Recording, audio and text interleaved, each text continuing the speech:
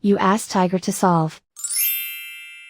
This deals with linear equations with one unknown. The final result is m equals -16. Let's solve it step by step. Group all m terms on the left side of the equation. Subtract m from both sides. Group like terms.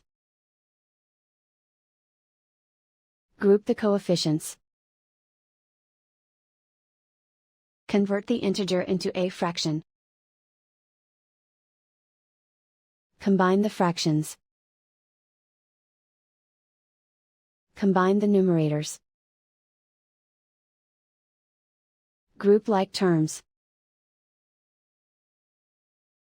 Simplify the arithmetic. Group all constants on the right side of the equation. Subtract 7 from both sides. Simplify the arithmetic.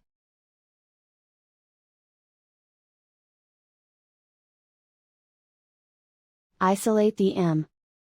Multiply both sides by inverse fraction 2 over -1. Group like terms.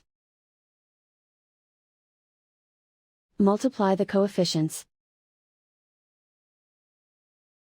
Simplify the arithmetic.